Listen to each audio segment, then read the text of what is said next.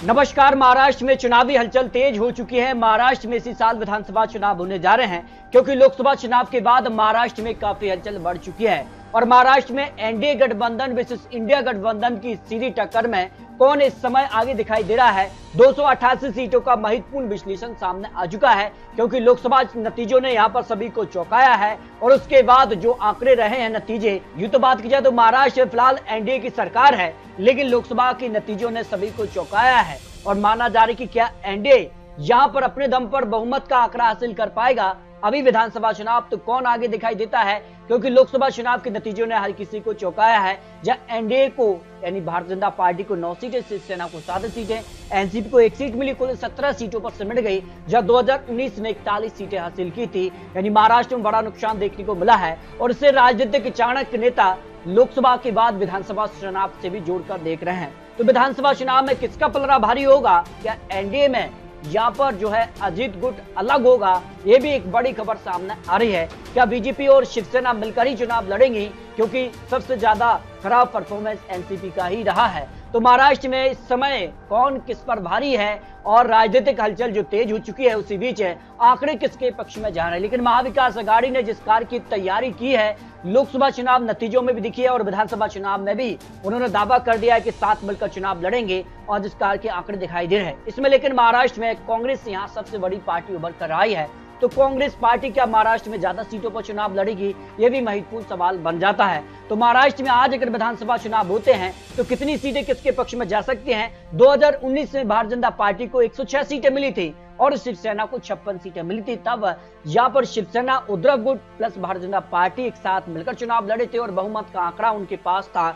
लेकिन बाद में यहाँ काफी उथल पुथल देखने को मिली। यहाँ शिवसेना 2 धड़ में टूटी, एनसीपी भी 2 धड़ में टूटी और असली और शिवसेना या शिंदे गुट को माना है और असली एनसीपी को यहाँ पर अजित गुट को माना है। उसके बाद महाराष्ट्र में जो हलचल हुई है लोकसभा चुनाव के बाद, विधानसभा चुनाव का क्या गणित बन सकता है कि इसी साल 4 राज्यों में विधानसभा चुनाव यहाँ पर होने जा रहे हैं। तो महाराष्ट्र में देवेंद्र फडणवीस ही मुख्यमंत्री चेहरे के बड़े दावेदार माने जा रहे हैं बीजेपी की तरफ से, तो यहाँ पर महाविकास आघाड़ी की तरफ से उद्धव ठाकरे कौन किस पर भारी होगा, इसको लेकर कुछ आकलन और महत्वपूर्ण यहाँ पर ओपिनियन पोल के आंकड़े सामने आ रहे हैं। तो महाराष्ट्र की अगर बात की जाए तो यवतमाल से 8 विधानसभा सीटें आती हैं। यहाँ पर एनडीए को 3 सीटें मिल सकती हैं। इंडिया गठबंधन के पक्ष में 5 सीटें जाने का अनुमान हो सकता है।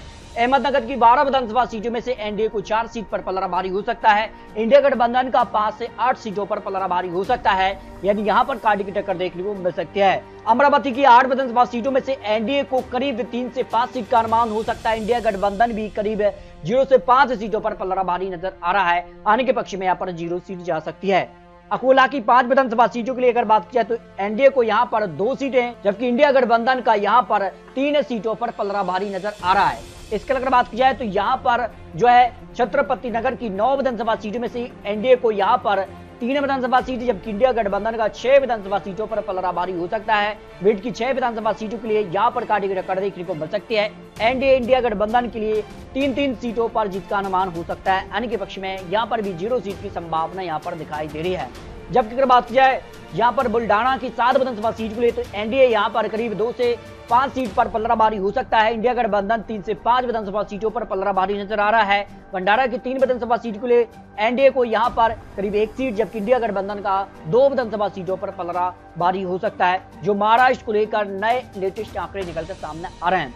धुले की अगर बात की तो 5 विधानसभा सीटों के लिए इंडिया गठबंधन को 3 सीटें, एनडीए को यहाँ पर 2 सीटों पर पलड़ा भारी हो सकता है। चंद्रपुर की 6 विधानसभा सीटों के लिए एनडीए को यहाँ पर 2 सीटें, जबकि इंडिया गठबंधन का 0 से 4 सीटों पर पलड़ा भारी हो सकता है। जो महाराष्ट्र को लेकर आंकड़े सामने आ रहे हैं। अगर बात किया गोदिया की 4 विधानसभा सीटों के लिए एनडीए को करीब 1 सीट, जबकि इंडिया गठबंधन का 0 से 3 सीटों पर पलड़ा भारी हो सकता है। गढ़चिरौली की यहाँ पर 3 विधानसभा सीट के लिए एनडीए को यहाँ पर 0 से 1 सीट की संभावना हो सकती है। इंडिया गठबंधन का 0 से 3 सीटों पर पलड़ा भारी नजर आ रहा है। अन्य के पक्ष में यहाँ पर भी 0-0 सीट की संभावना यहाँ पर दिखाई दे रही है।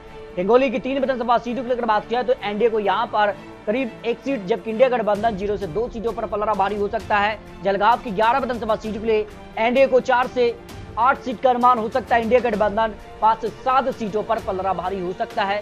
जो लेटेस्ट आंकड़े निकलकर सामने आ रहे हैं। अन्य के पक्ष में यहाँ पर भी 0-0 सीट की संभावना यहाँ पर दिखाई दे रही है।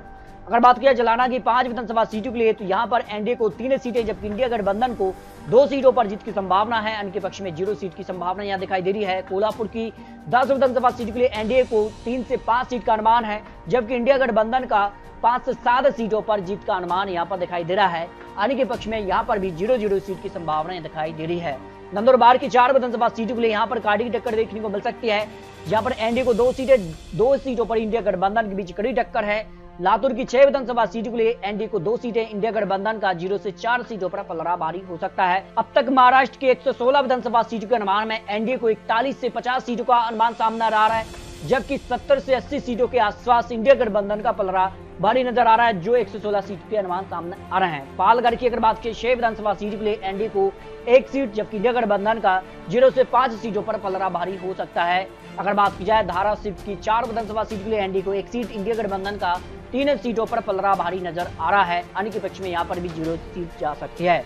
अगर बात की जाए तो यहाँ पर परवानी की 4 विधानसभा सीटों के लिए एनडीए और इंडिया गठबंधन के बीच 2-2 सीट की बराबरी की टक्कर देखने को मिल सकती है। इनके पक्ष में 0 सीट की संभावना यहाँ दिखाई दे रही है। पुणे की 21 सीटों में से एनडीए को 7 सीटें, जबकि इंडिया गठबंधन का 14 सीटों के आसपास पलड़ा भारी नजर आ रहा है। और ऐसे माना जा रहा है कि यहाँ पर जो है सीट शेयरिंग महत्वपूर्ण हो जाता है, जिस कार के आंकड़े लोकसभा चुनाव के बाद बदलते नजर आए हैं। थाने की जब 18 विधानसभा सीटें आती हैं, इंडिया गठबंधन का करीब 8 सीट पर पलड़ा भारी है, एनडीए को भी 9 सीटें भारी नजर आनी, यानी कि पक्ष में 1 सीट जा सकती है, यानी यहाँ पर काड़ी की टक्कर देखने को मिल सकती है।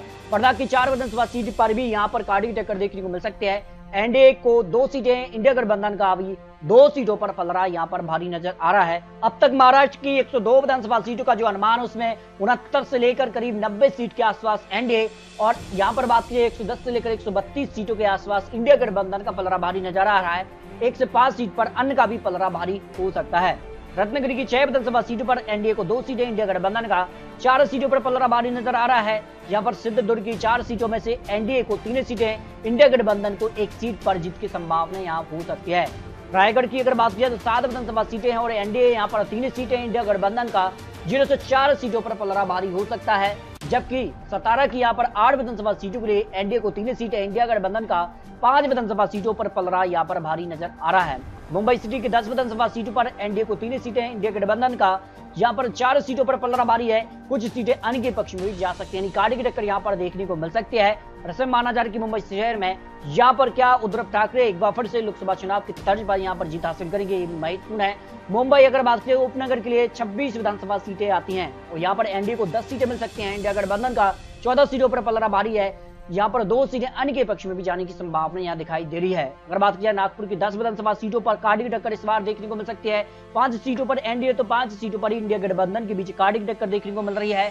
नासिक की 15 विधानसभा सीट पर एनडीए को 8 विधानसभा सीटें, इंडिया गठबंधन के पक्ष में 7 विधानसभा सीटें जा सकती है, यानी कि पक्ष में यहाँ पर 0-0 सीट की संभावना दिखाई दे रही है। इस तरह से अगर बात की तो महाराष्ट्र को लेकर जो आकलन सामने आ रहा है, यहाँ पर सभी 288 सीटों का महत्वपूर्ण विश्लेषण, इसमें भारतीय जनता पार्टी एनडीए को करीब 116 से लेकर 120 विधानसभा सीटों का अनुमान सामने आ रहा है। वहीं इंडिया गठबंधन 150 से लेकर 160 सीटों के आसपास दिखाई दे रहा है। अन्य के पक्ष में यहाँ पर 3 से 7 सीटों का अनुमान हो सकता है, जो महाराष्ट्र को लेकर नए और लेटेस्ट आंकड़े निकलकर सामने आ रहे हैं। इस तरह से अगर बात की तो महाराष्ट्र को लेकर जो आकलन है, उसमें यहाँ पर जो नतीजे बन सकते हैं, जिस कार की संभावना दिखाई दे रही है, क्योंकि लोकसभा चुनाव के बाद जिस कार की हलचल देखने को मिली है, और उस लिहाज से अगर बात की जाए तो एनडीए इंडिया गठबंधन की सीधी टक्कर हो रही है महाराष्ट्र में, क्योंकि नए नए अब यहाँ चुनावी वादे भी किए जा रहे हैं और बड़े बड़े ऐलान भी किए जा रहे हैं। तो क्या भारतीय जनता पार्टी का जो नुकसान लोकसभा चुनाव में हुआ है, उसकी भरपाई विधानसभा चुनाव में करने जा रही है, ये महत्वपूर्ण होता है। लेकिन महाराष्ट्र में माना जा रहा है कि इस बार काटी की टक्कर देखने को मिल सकती है, तो महाराष्ट्र को लेकर अप्रैया रख सकते हैं। महाराष्ट्र में इस बार क्या बीजेपी सरकार बरकरार रह पाएगी, तो सबसे बड़ी पार्टी महाराष्ट्र में कौन निकलकर सामने आएगा, इसको लेकर अप्रैया रख सकते हैं। बहुत जल्द आपको लेटेस्ट और महत्वपूर्ण विश्लेषण अन्य राज्यों को भी दिखाने जा रहे हैं, क्योंकि साल 4 राज्यों के विधानसभा चुनाव होने जा रहे हैं। तो मिलते हैं लेटेस्ट और महत्वपूर्ण विश्लेषण के साथ, तब तक ले जय हिंद, जय भारत।